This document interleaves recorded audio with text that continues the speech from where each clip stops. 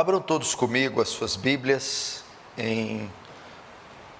no livro de Apocalipse.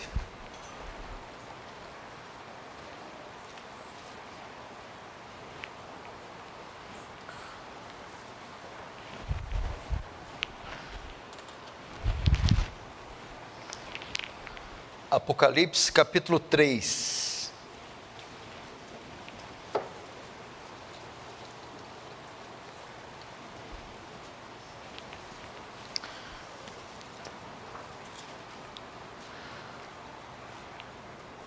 Apocalipse capítulo 3, vamos fazer a leitura do verso 1.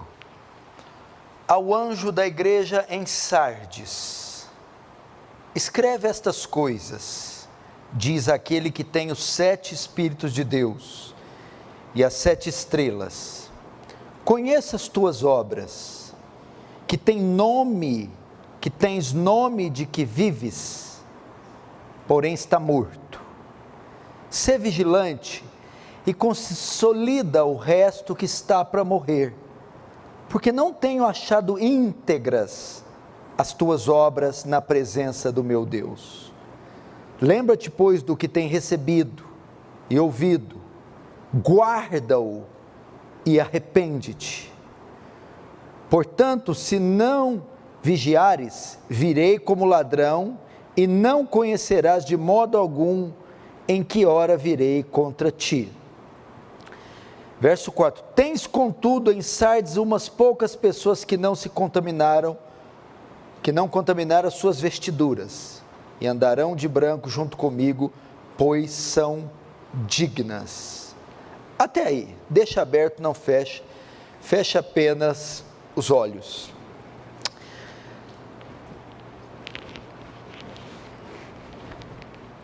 Pai Santo, diante do Senhor nos colocamos mais essa noite, carentes da sua misericórdia, carentes da sua graça, nos últimos tempos dessa era moderna, próximos ao fim, no limiar de acontecimentos mundiais, que marcarão toda a nossa geração. Mas eu peço, dos altos céus que estás, do trono de glória, volta teus olhos para essa cidade, para esse local, estende as tuas mãos, Senhor, assiste-nos das nossas fraquezas, consola-nos, socorre-nos, exorta-nos, disciplina-nos, fala conosco hoje, com o poder da sua palavra, traz iluminação ao texto e graça abundante, gloriosa sobre todo esse local, de forma que teu reino avance, que recebas glória para si e nos conforme a imagem do seu Filho. Amém.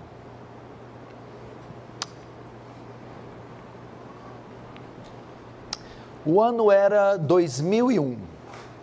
Hollywood lançou um filme cuja atriz principal, o protagonista principal era Nicole Kidman. O pano de fundo do filme se dá na Segunda Guerra Mundial. Ela é uma mulher casada com um soldado que foi para a guerra. Ela vive em uma mansão com 2 filhos. E a trama toda do filme se passa nesta casa.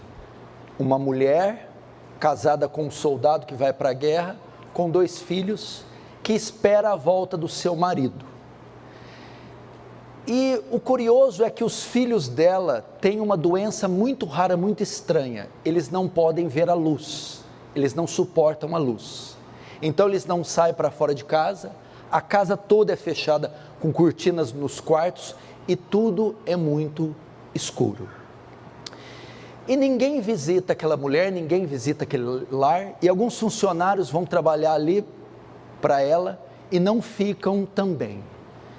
O filme passa todo, se desenrola 2 horas de filme nesse estado, até que a mulher, desesperada por aquela situação, dos filhos com aquela doença, do marido que não volta, que não recebe visitas, resolve pegar a arma do marido e atirar nos filhos e nela própria para se matarem.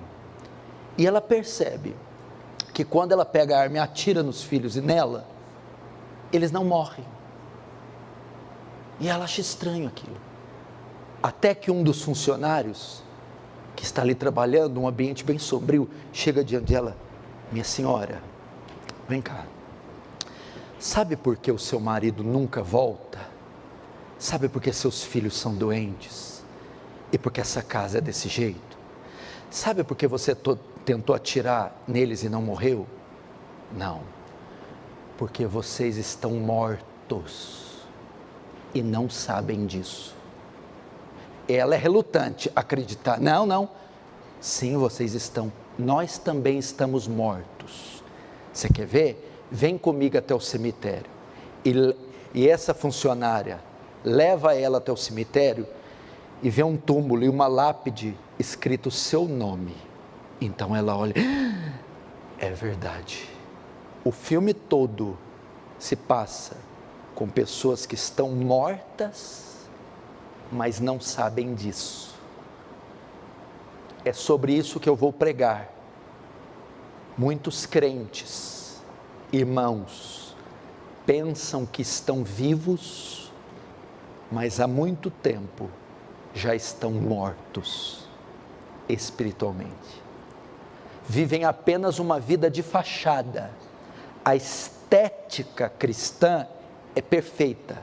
O exterior, a vestimenta, o vocabulário, a prática religiosa, as obras, até o ministério, ele o faz perfeitamente, mas o interior está oco, morto, seco, vazio.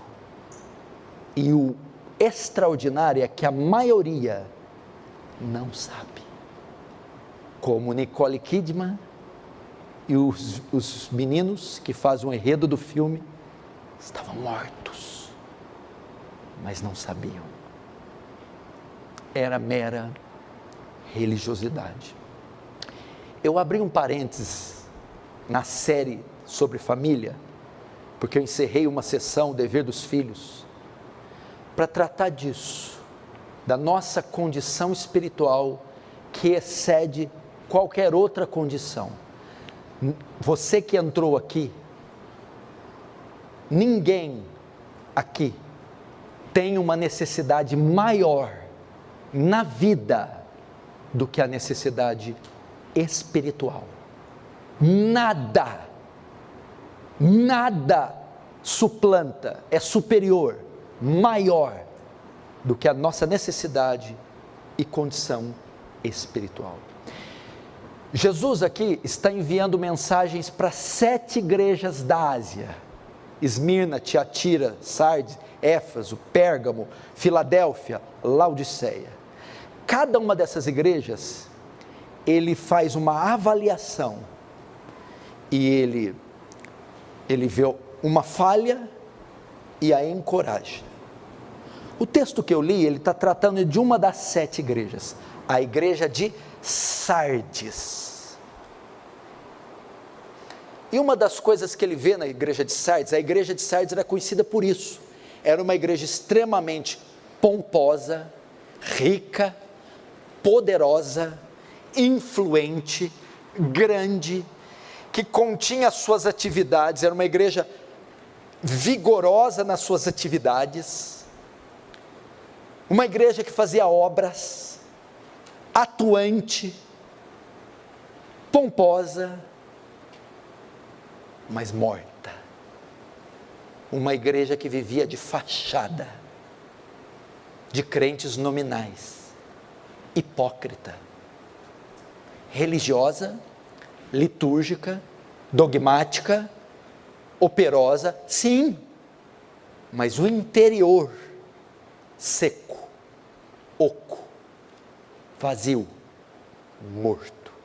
A igreja de Éfeso é o retrato de boa parte das pessoas que estão sentadas aqui me vendo, de boa parte das pessoas que estão me assistindo agora pela internet, de boa parte de muitos oficiais, por fora, suas atividades, elas convencem, elas impressionam a homens. Diante da sociedade, dos homens, está tudo de acordo, mas diante dos olhos daquele que sonda o coração, estão mortos, reprovados.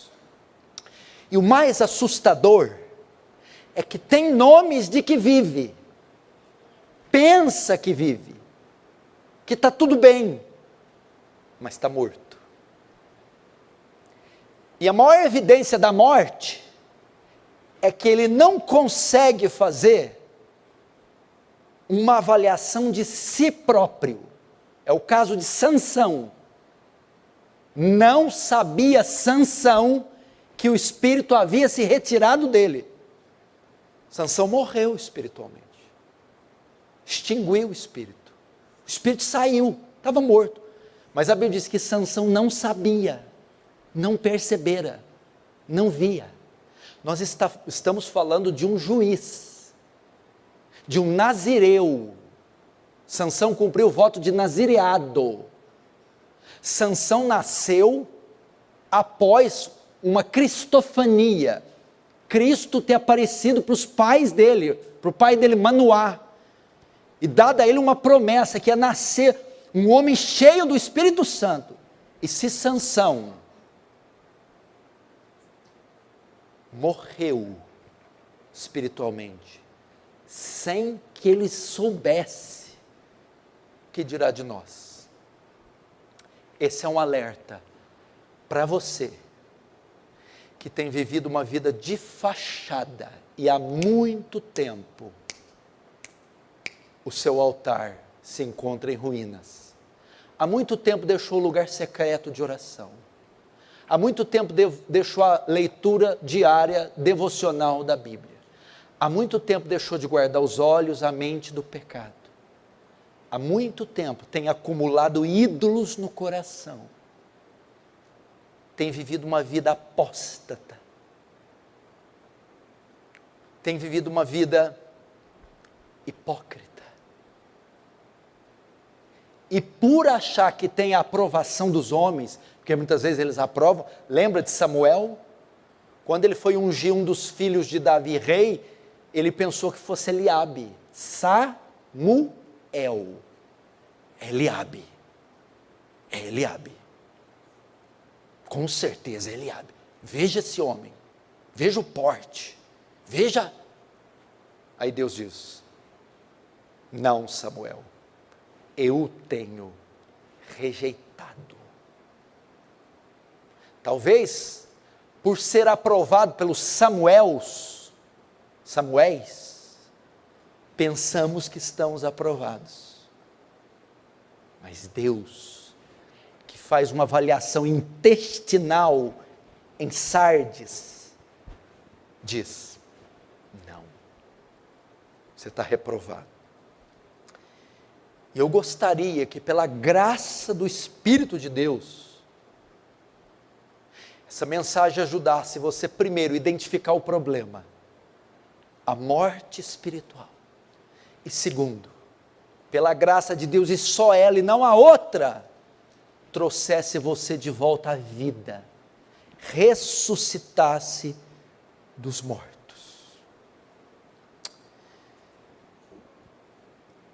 O verso 1 diz assim: ao anjo da igreja em Sardes escreve. É uma mensagem direcionada à igreja daquela época, Sardes. Podemos substituir e dizer: ao anjo da igreja em Franca, escreve. Ou podemos minimizar mais ainda: ao irmão que está me ouvindo hoje, escreve. É uma palavra dirigida à igreja brasileira, é uma palavra dirigida à igreja francana, é uma palavra dirigida à igreja Aliança do Calvário, é uma palavra dirigida aos indivíduos que aqui estão, eu e você. Escreve, levante as antenas, fique atento. Segundo, estas coisas diz aquele que tem os 7 Espíritos de Deus e as 7 estrelas. Quem é que está se pronunciando diante da igreja?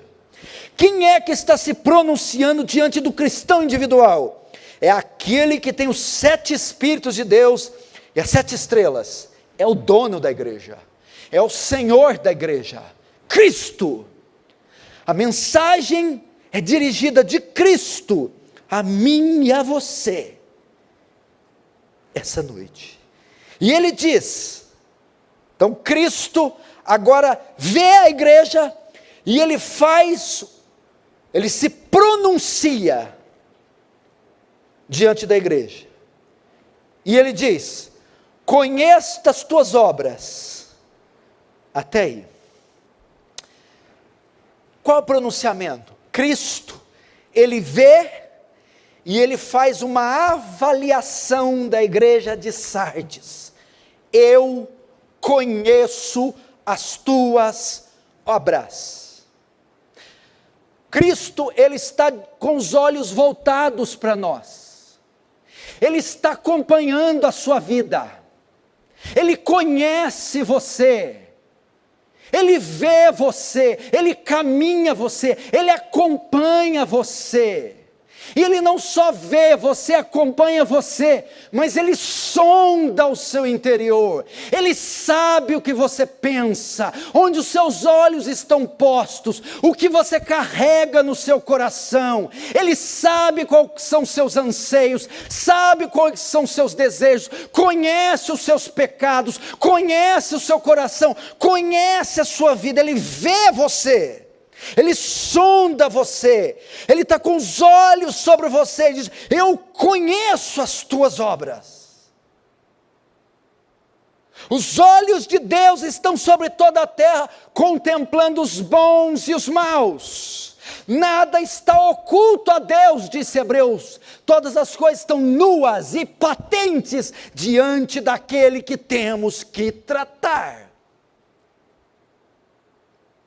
O salmista Davi, no 139, diz: para onde fugirei da tua presença? Aonde me ausentarei do teu espírito? Se faça minha cama no Sheol, tu estás. Se suba as asas da alva, lá tu estás. Se eu me escondo no mais profundo abismo, até ali tua mão me achará. Os olhos de Deus estão como 2 chamas de fogo, contemplando eu e você.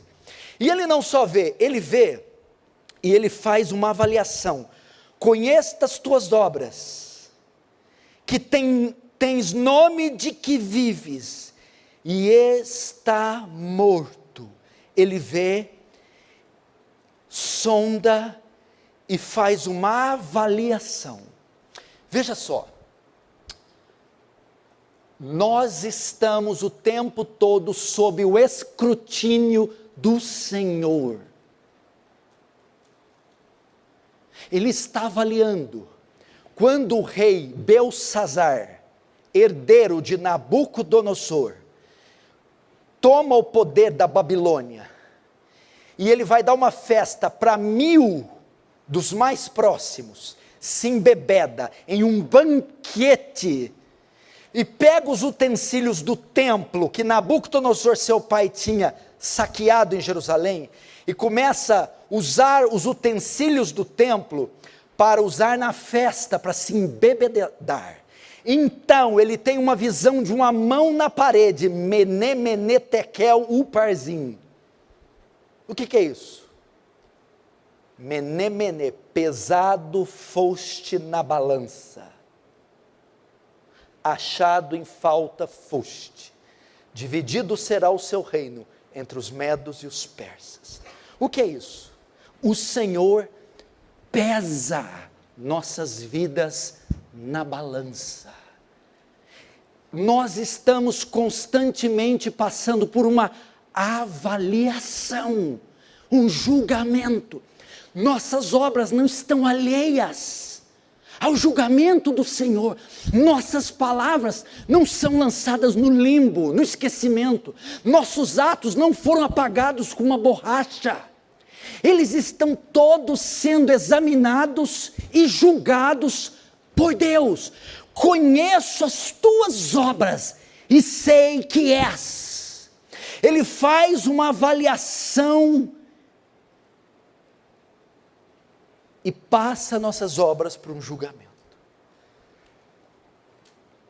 Não se esqueça disso, o que você fez ontem, seus atos, ações, palavras, pensamentos, todos passam por um exame, uma avaliação, um julgamento. E agora, ele fez isso com Éfeso, ele vai dar o diagnóstico. Conheça as tuas obras, agora o diagnóstico. Tens nome de que vives, entretanto, estás morto. Qual que é o julgamento? Éfeso, você é uma igreja que vive de reputação, tem nomes, aparência, método, estética, de cristão, de vivo, de piedoso, de atuante, de vigoroso, mas você está morto. Era uma igreja que vivia só de aparência, era uma igreja que impressionava a sociedade, a religião, os religiosos, mas diante de Deus estava reprovada.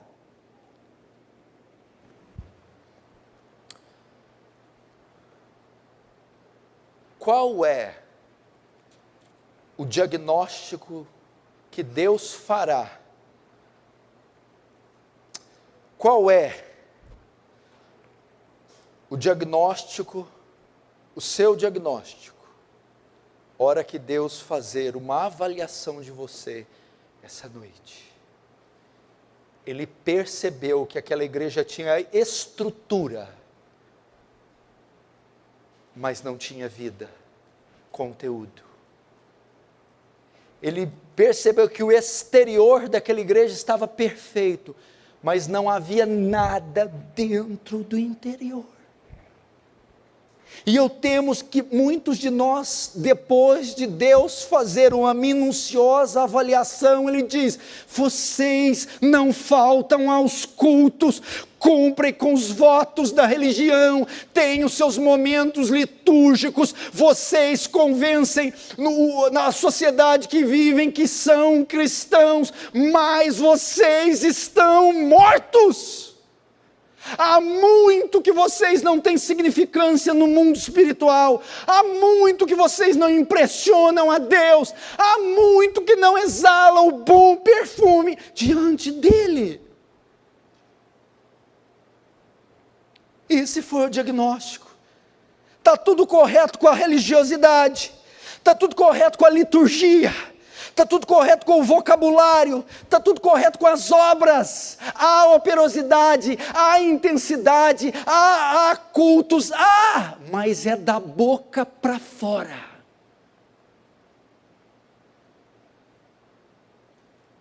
Bem profetizou Isaías ao vosso respeito: esse povo me honra com os lábios, mas o seu coração está longe de mim. Em vão me adoram, e os seus mandamentos consistem em mandamentos de homens. Está igual Ezequiel. E o Deus me fez em espírito passar por um vale, e esse vale tinha muito numerosos ossos, estavam secos, sequíssimos. Filho do homem, estes ossos são a casa de Israel.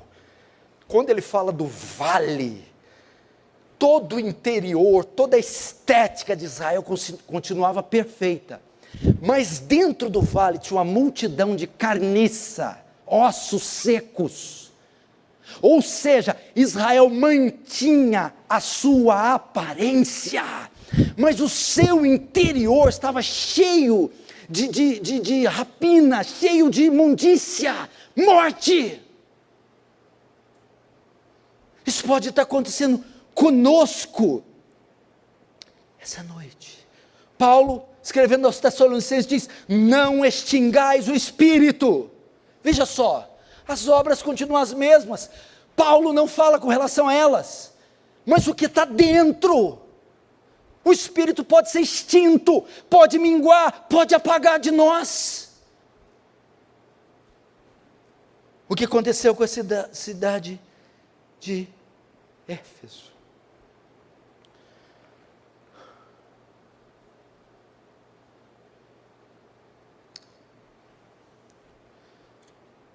Irmãos, faça uma avaliação da sua vida. Não está assim? Pastor, eu estou aos trancos e barrancos. Meu corpo está aqui, mas minha mente está longe daqui.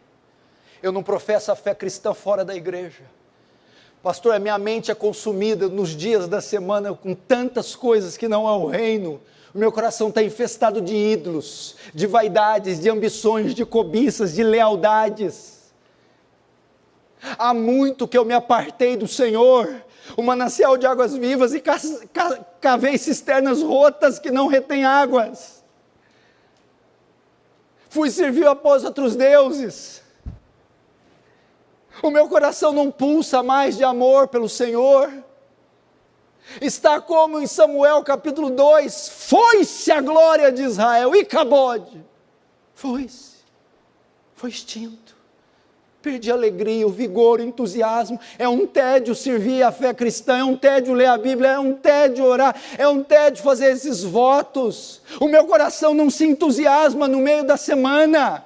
Eu tenho sim, eu sou um cristão, conhecido como um cristão, pratico obras de um cristão, mas o meu interior não é mais de um cristão.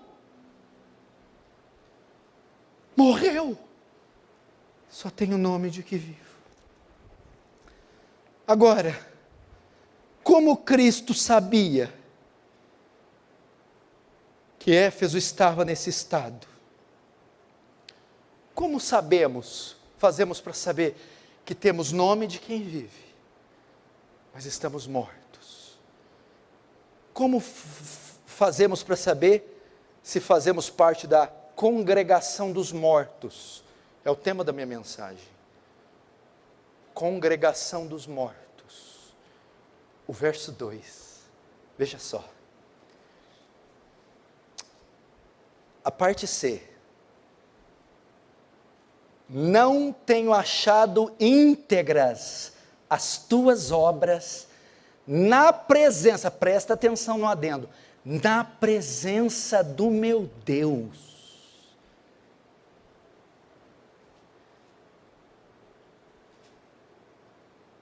Como que Jesus chegou nesse diagnóstico, nessa sentença de Éfeso? Tinha nome de que vive, mas estava morto. Não tenho achado as suas obras íntegras, perfeitas é a ideia. As obras deles não eram íntegras, a ideia não eram perfeitas, mas que obras, se estava tudo funcionando bem. Veja só, não tenho achado íntegras as tuas obras na presença de Deus. Na presença da sociedade, da igreja, do marido, da mulher, estava tudo correto. Mas estas obras, diante de Deus, não foram achadas íntegras, não era um culto legítimo, não eram orações legítimas, não era um arrependimento sincero, não era uma devoção vinda do interior. Deus reprovou terminantemente o culto de Éfeso, de Sardes. Não tenho achado as suas obras íntegras. Essa palavra íntegra, a ideia é obras perfeitas. Mas eu não estou entendendo, como a gente vai dar algo perfeito para Deus? Veja só, a ideia aqui é do sacrifício levítico. Deus ordenou um ritual de adoração que era feito através de sacrifício animal. Pegava uma ovelha, um cordeiro, um touro, matava e oferecia. Entretanto, o sacrifício tinha que ser perfeito. A escolha do animal, o animal oferecido a Deus não podia ter sarna, não podia ter fratura, não podia ser cego, não podia ser coxo. É o que está em Malaquias, veja só. Quando trazeis animal cego para sacrificardes, não é isso mal? Quando trazei o coxo ou o enfermo, não é isso mal? Deus exigia que o sacrifício oferecido a eles fosse de um animal perfeito, sem uma ruga, sem mancha. Porque Deus reprovou o culto de Sardes? Porque estava oferecendo algo coxo para Deus, sarnento, manco, um sacrifício desprezível. Muitas vezes nós oferecemos algo coxo para Deus. O que é isso, pastor? É uma adoração, é um serviço que não é feito de todo o coração. Fazemos com desprezo, com tédio, com dificuldade, murmurando. E esse é o sacrifício de qualquer jeito, sem zelo, sem temor, sem cuidado. É um culto sem zelo, é uma oração sem zelo, é um devocional sem zelo, sem temor, sem cuidado, sem respeito, sem reverência. O nosso Deus é digno da mais alta reverência, do mais alto cuidado, do mais alto zelo. Nadab e Abiú, quando for oferecer sacrifício, o incensário, Deus os matou, fulminou, porque ele não é digno menos do que do melhor. Foi por isso que eles estavam mortos. Eles não deixaram de oferecer sacrifício, de cultuar. Os rituais não foram abandonados, mas eram sacrifícios coxos, desprezíveis, abomináveis diante deles.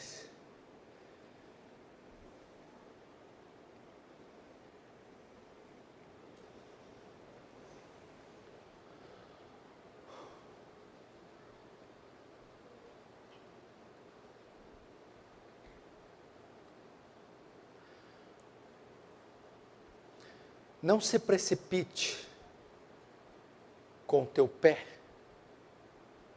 Tome cuidado com o teu pé ao pisar na casa do Senhor. E não precipite a sua boca em pronunciar a palavra diante dele. Porque Deus está no céu e tu está na terra. Portanto, sejam poucas as tuas palavras. O que isso fala? Está falando do culto. Cuidado quando entrares na igreja. Quando oferecerdes cultos a Deus. Não tenho achado as suas obras íntegras diante de Deus. As minhas obras são íntegras diante de qualquer um. É fácil ser operoso, virtuoso, impressionar a gente. É fácil não faltar de nada, fazer tudo bonitinho.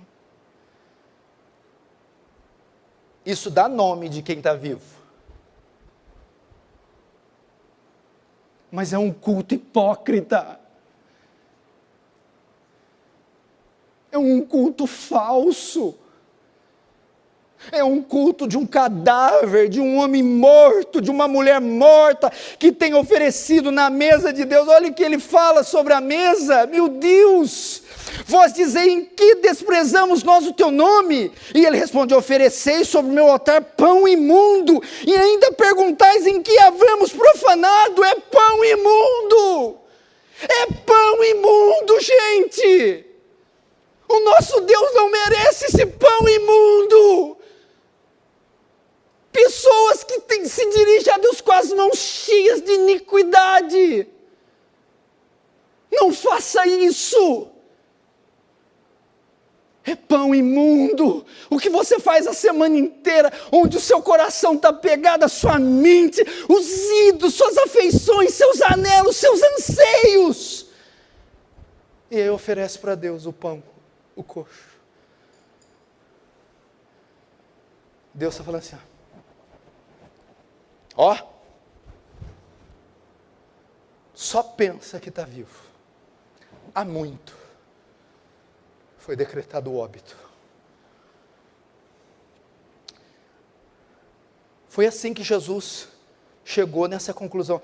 Segunda coisa, primeiro, as obras. Segundo, a impureza. Verso 4. Tens contudo em Sardes umas poucas pessoas que não contaminaram suas vestiduras. Até aí. Vestiduras. Guarda essa mensagem, essa palavra.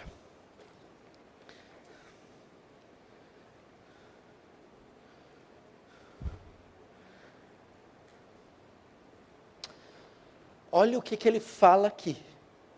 Naquela igreja toda, tinha pouquíssimas pessoas que não mancharam as suas vestes. Significa a maior parte da igreja estava com as vestes sujas, impuras. Por que tinha nome de morto, de vivo, mas estava morto? Porque estava vivendo uma vida cristã, servindo a Deus, vivendo todas as atividades do reino, cheio de impureza, manchados, sujos. Era uma igreja imunda, era uma igreja imoral, era uma igreja mundana, que ao invés que se envolveu com o mundo, que se envolveu com o pecado, que se envolveu com imoralidade. O que é de crente moral que eu tenho visto hoje, meu Deus? Eu aconselho gente, eu cuido de gente. 90% dos problemas são todos no campo da imoralidade, da cobiça, da lascívia, da prostituição, meu Deus, da pornografia. É uma imundícia, é uma pouca vergonha. Está achando que o glória a Deus e que o aleluia está fazendo alguma diferença, que cumpre certinho com os protocolos. Se vocês acham que Deus é idiota, que Deus é trouxa, eu não me lembro qual foi a última vez que Deus atentou para alguma obra, para alguma ação. Deus não se importa com ações, Deus se importa com intenções. É o interior, é a forma, não é a obra em si, é a forma com que eu dou a obra.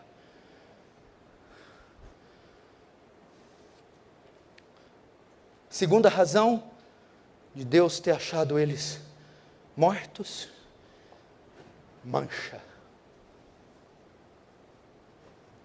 Você já viu hoje? A palavra pecado está saindo dos púlpitos. Tropeço, falha, fraqueza, equívoco. Não chame de equívoco o que Deus chama de pecado. É pecado. O nome disso é pecado, iniquidade, transgressão da lei, ofensa à glória de Deus. Não tem outro nome. É pecado. Mancha, sujeira, imundícia.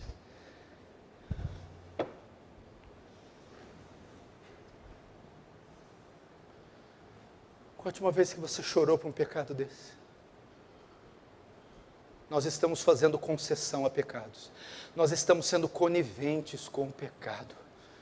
Nós estamos dialogando demais com o mundo. Nós nos tornamos sensuais demais. Mancha.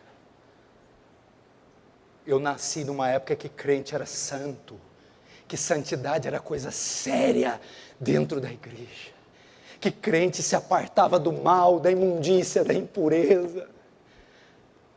Você quer procurar impureza hoje, imundícia hoje, escândalo hoje? Vai na igreja evangélica, que é lá que você vai achar. Por que está morto? Porque as obras não são mais íntegras. Porque não serve a Deus mais de todo o coração. Por que está morto? Porque a impureza na nossa vida, a impureza na sua vida, mancha. Poucos não contaminaram as suas vestiduras. Olha, a palavra contaminar não é forte. Manchar, infeccionar, contaminar. O crente não pode se contaminar.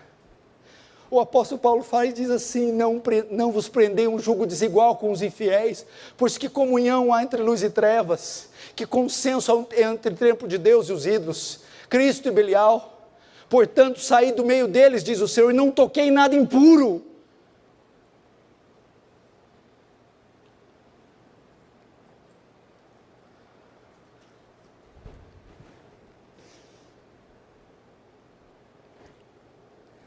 E agora, Cristo, Ele apresenta uma espécie de juízo com misericórdia. Ele vai, ao mesmo tempo que trazer uma esperança, Ele vai aumentar mais ainda o nível. Ele diz aqui no verso 2, ser vigilante e consolida o resto que estava para morrer.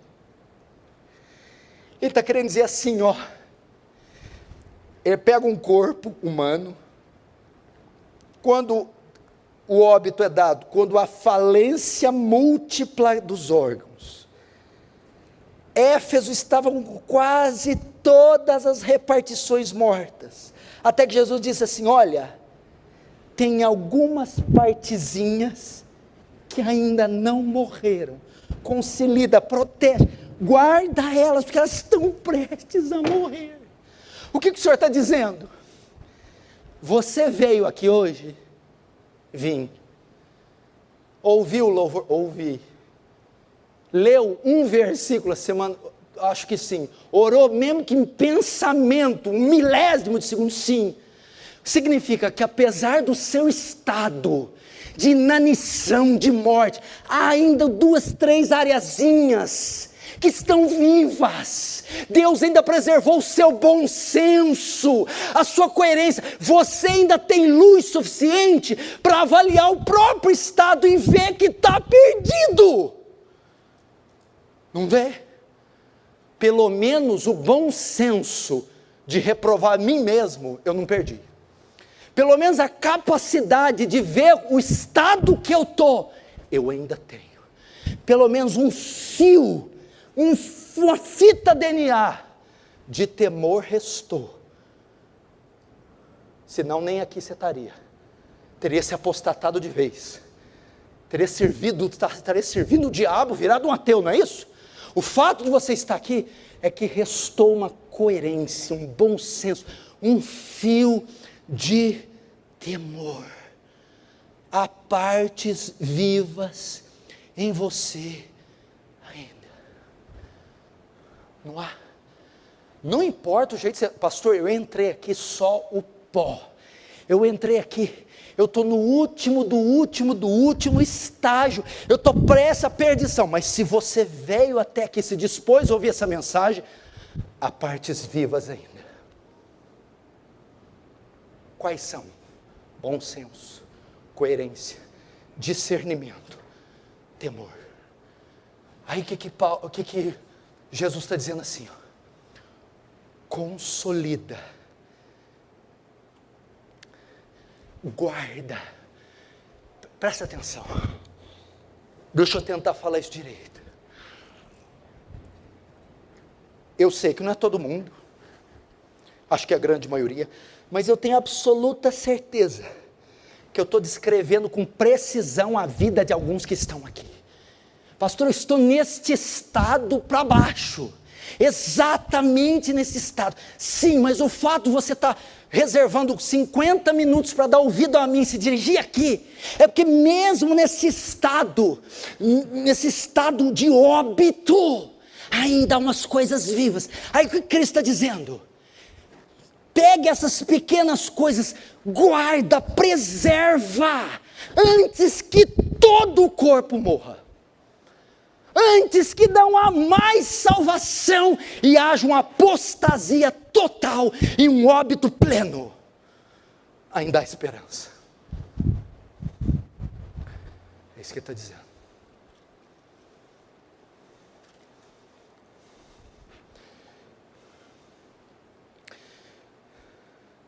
Ser vigilante. O que ele fala? Alerta, a palavra. Vigia, esteja em alerta. O que é isso? Ele está querendo dizer aqui, no ser vigilante.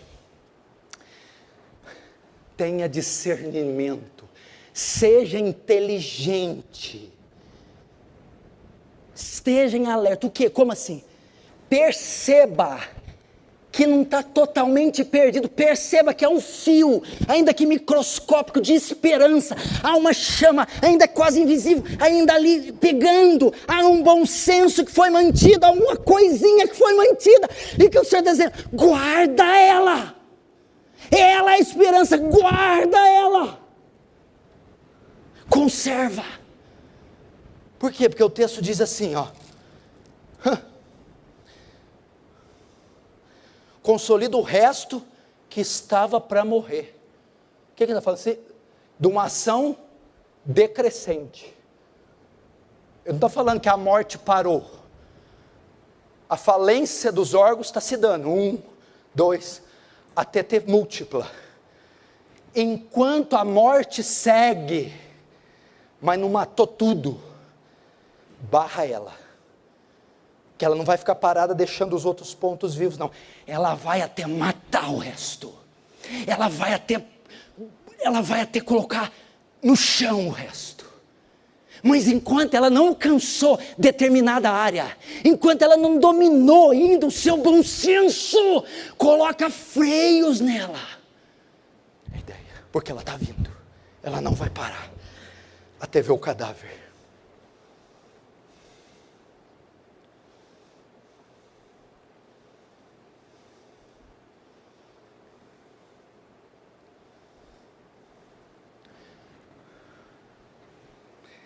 Essa palavra que eu estou pregando, não é porque eu estou imune a ela, sou melhor, maior que vocês, é apenas que foi me dada esta posição de comunicar uma mensagem da qual eu estou tão sujeito quanto você, aquele que está de pé, meu Deus do céu, cuide para que não caia, olhe para que não caia. Estamos sujeitos à queda. Estamos sujeitos. É uma palavra de advertência. Não é uma palavra, meu Deus, é uma palavra para ser posta em prática imediatamente.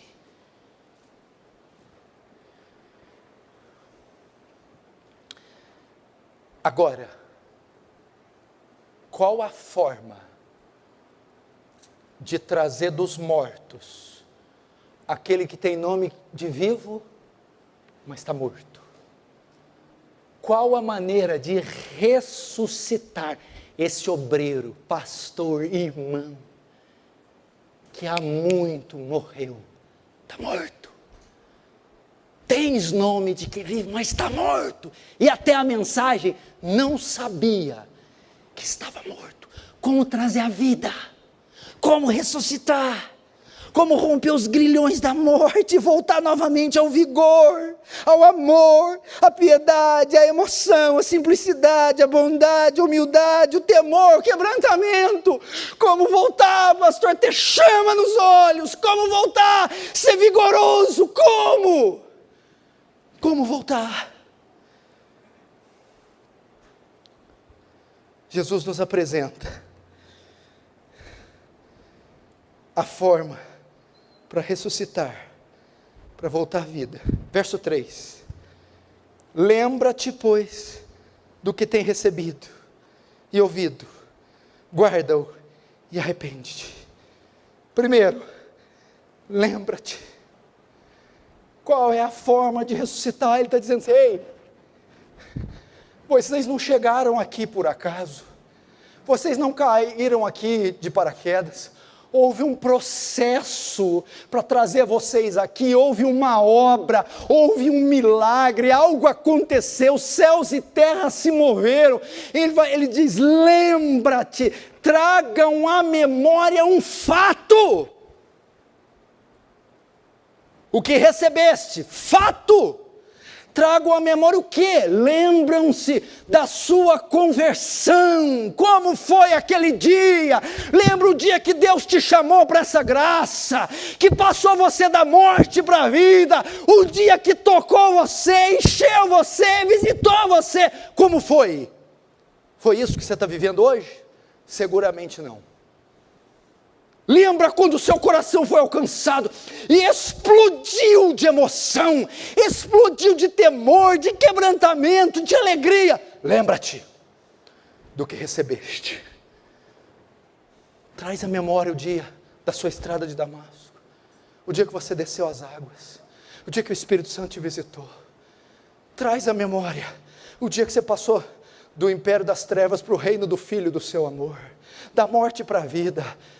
Lembra-te, foi um fato pequeno? Foi burocrático? Foi um fato irrelevante? Lembra como é que foi aqueles seus primeiros meses? Lembra-te do que recebeste. E o termo diz, lembra-te do que ouviste. Tem recebido e tem ouvido. O que Jesus está querendo dizer para os crentes de Sardes? Meu Deus, lembrem-se do Evangelho, lembrem-se da palavra que foi pregada, lembrem-se que o apóstolo João foi um dos que passou até aí e anunciou a palavra de Deus a você. O Senhor está dizendo, lembrem-se dos sermões que vocês já ouviram, lembrem-se dos cultos que vocês já participaram, lembrem-se dos livros que vocês já leram, lembrem-se. Quantas pregações vocês não ouviram, quantos sermões vocês não escutaram, quantos livros vocês não leram, quantas páginas da Bíblia. Lembrem-se, lembrem-se, lembrem-se. Isso que está dizendo. Lembre-se da conversão, lembre-se da Escritura, lembre-se do Evangelho.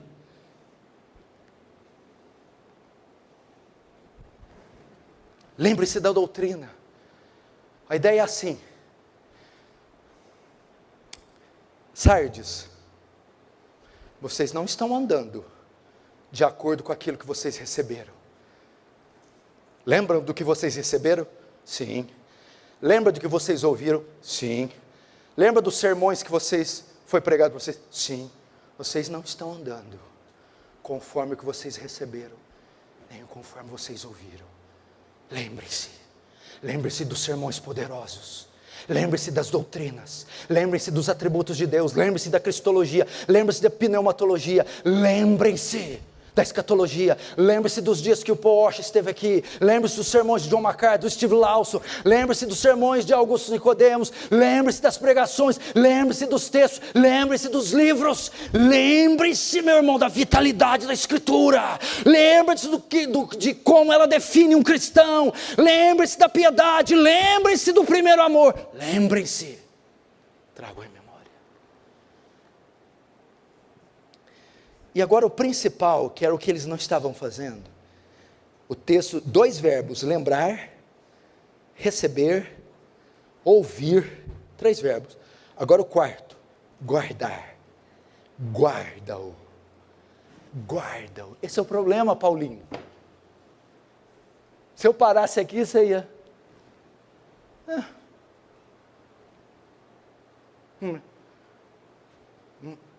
Mas quem falou que eu não estou fazendo isso? Aí João fala, até aqui vocês estavam, tem nomes de que vive, até aí dá para falar que vive, agora eu vou mostrar aonde está a morte, tem nome que vive, mas está morto, guarda. Éfeso não estava guardando os preceitos, os estatutos, as leis, os mandamentos, as doutrinas. O que é guardar? Lembra do que vocês ouviram e observa, pratica o que vocês estão ouvindo. É pegar essas doutrinas, é pegar os textos, os mandamentos e aplicá-los no seu viver diário. É isso que está faltando em nós. Todo mundo sabe que não pode olhar com a mulher por intenção impura. Entretanto, na primeira oportunidade olham. Todo mundo sabe que não pode dizer falso testemunho, mas uma infinidade de mentiras tem sido cometidas por telefone e por toda sorte de coisas. Todo mundo sabe que tem que contribuir, mas há quanto tempo as pessoas não contribuem?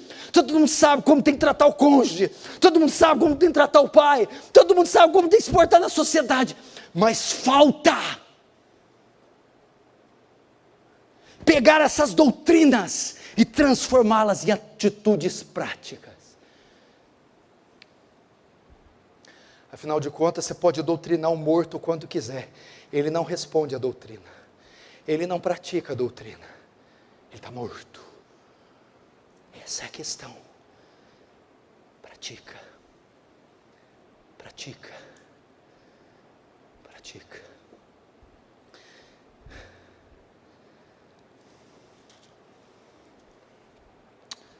Quantos estão entendendo, diz amém. Lembra-te, lembrar, ouvir, guardar. Não, lembrar, receber, ouvir, guardar.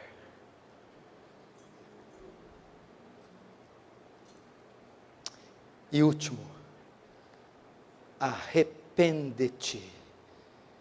Arrepende-te.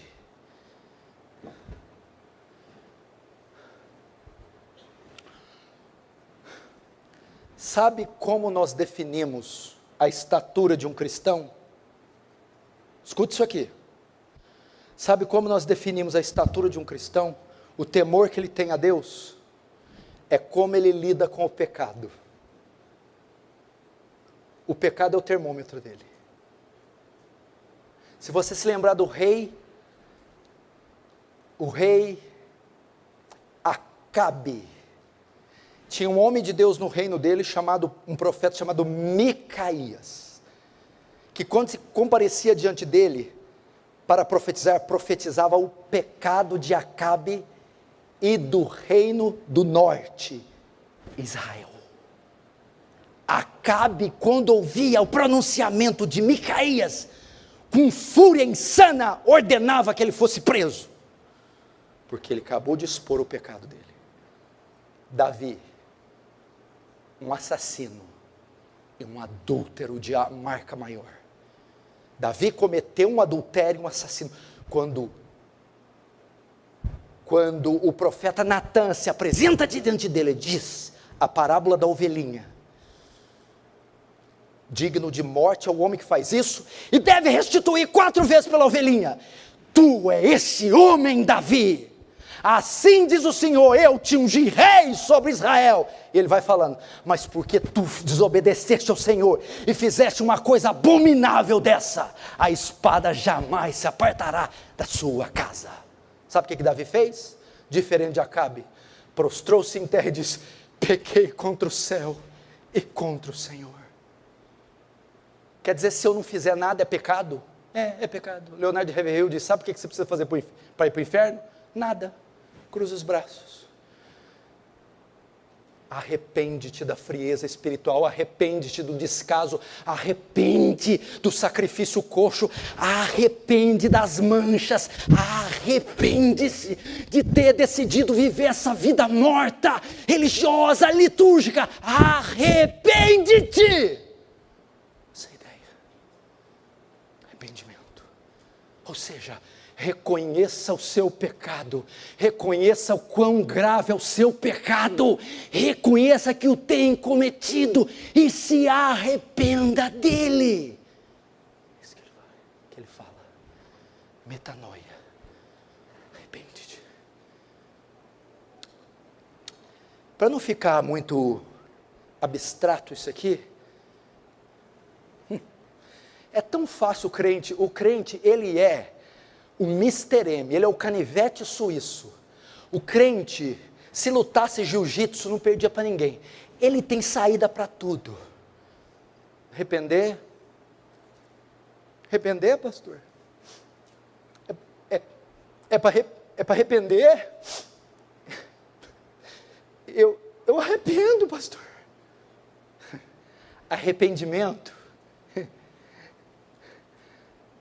não é um ato, é um estado. Arrependimento não é um sentimento, é um estado, ou seja, não é um ato. Um ato, eu arrependo daquilo que eu fiz ontem. Um estado, eu vivo em constante arrependimento. Arrependimento não é arrepender de ter fumado ontem, de ter roubado ontem. Arrepender é o estado permanente de quem não rouba, de quem não fuma, de quem não adultera. Isso é arrependimento, é viver um novo estilo de vida, é decidir aniquilar esse hábito para sempre, é decidir abrir mão dessa vida para sempre. Isso é arrependimento, não é de um ato, é de um estilo de vida, é de um estado. E aqui ele dá as consequências. Se eu não me arrepender, verso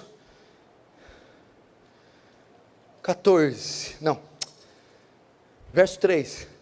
Lembra-te, pois, do que tem recebido e ouvido, guarda-o, arrepende-te. Porquanto, se não vigiares, virei como ladrão, e não conhecerás de modo algum em que hora virei contra ti.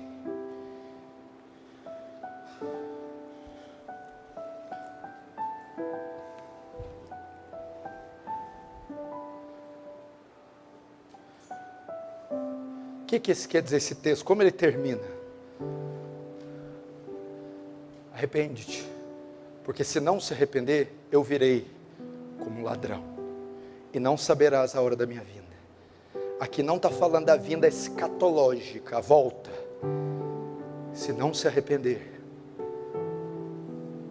o juízo é inevitável. Ou seja, o restinho que está para morrer, vai morrer. Será punido com juízo. Quem está em pecado, recebe uma advertência do Senhor, um ato de misericórdia, e não o aceita, e não o recebe. Se não se arrepender, não conhecerá o tempo da minha vinda, não saberás quando eu virei, e virei. Para quê? Juízo, punição com juízo. E eu acredito aqui, não está no texto, que o juízo é a morte do restinho que está vivo, a morte total, a apostasia plena. Aí acabou, game over. Irmãos, vamos atender essa exortação do Senhor para nós. Vamos, a partir de hoje, abrir mão da fachada, da aparência. Vamos reconhecer, vamos abrir os corredores do nosso interior, as gavetas íntimas. Vamos mostrar do que somos feitos.